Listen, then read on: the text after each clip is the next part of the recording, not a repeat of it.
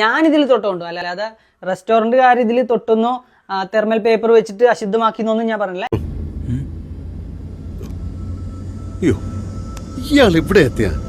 ഞാൻ തൊട്ടായിരുന്നു, thermal paper കൈ തൊട്ടിട്ട് ഇതിലൊക്കെ തൊട്ടു. അപ്പോൾ അതുകൊണ്ട് നമ്മൾ ഇത് നല്ലോണം ഒന്ന് സോപ്പിട്ട് കഴുകിയിട്ട് മാത്രമേ ഫുഡിൻ്റെ അടുക്കലോട്ട് വെക്കുന്നുണ്ട് കേട്ടോ.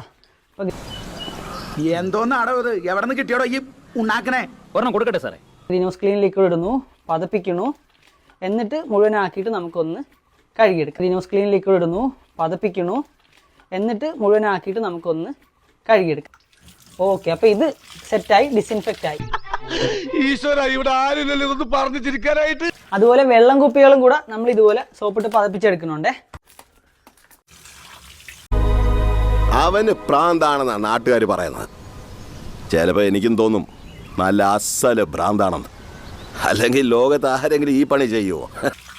ചിക്കൻ ചോറിന്റെ മേളിലായിട്ടാണ് വന്നേക്കുന്നത്. അപ്പം നമുക്ക് നേരെ കമത്തി കഴിഞ്ഞാൽ ചോറിനടിയിൽ നിന്ന് ചിക്കൻ കുഴിച്ചെടുക്കേണ്ടി വരും. അതുകൊണ്ട് തന്നെ ഇതെടുത്ത് മാറ്റി വെച്ചിട്ട് ചോറ് തട്ടുന്നതായിരിക്കും നല്ലതെന്നുള്ളതുകൊണ്ട് നമ്മൾ അങ്ങനെ ചെയ്യാൻ പോകുന്നത്. പക്ഷേ എൻ്റെ കൈ വെച്ച് ഞാൻ തൊടുന്നില്ല, കാരണം ഇതിനെ പുറത്തൊക്കെ ഞാൻ തൊട്ടിട്ടുള്ളതുകൊണ്ട് എൻ്റെ കൈ അത്രത്തോളം വൃത്തിയുള്ളതാണെന്ന് ഞാൻ വിചാരിക്കുന്നില്ല.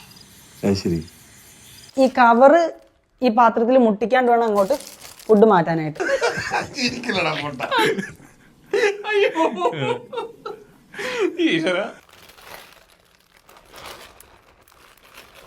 അപ്പൊ എന്റെ വീട്ടിൽ വെളിയിൽ നിന്ന് ഫുഡ് മേടിച്ചു കഴിഞ്ഞാൽ അതിപ്പം ഫുഡ് ഡെലിവറി ബോയ്സ് കൊണ്ടുവന്നാലും ഞാൻ കൊണ്ടുവന്നാലും നമ്മൾ കീപ്പ് ചെയ്യുന്ന ഒരു രീതി, നമ്മുടെ ഒരു മെത്തേഡും ഒരു പ്രോട്ടോക്കോളും ഇങ്ങനെയാണ്.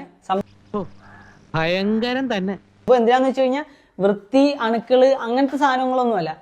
എനിക്ക് അവിടുന്ന് എന്തെങ്കിലുമൊക്കെ കെമിക്കൽസ് ഇതിൻ്റെയൊക്കെ പുറത്ത് പറ്റിയിട്ടുണ്ടെങ്കിലും ആ പാക്കറ്റിന്റെ പുറത്തുനിന്നുള്ള സാധനങ്ങൾ എൻ്റെ ഫുഡിലോട്ട് വരരുത്, എൻ്റെയും എൻ്റെ വീട്ടുകാരെയും വയറ്റിലോട്ട് പോകരുത് എന്ന് നിർബന്ധമുള്ളതുകൊണ്ടാണ് ഞാൻ ഇങ്ങനെ കുറച്ച് കാര്യങ്ങളൊക്കെ ശ്രദ്ധിക്കുന്നത്.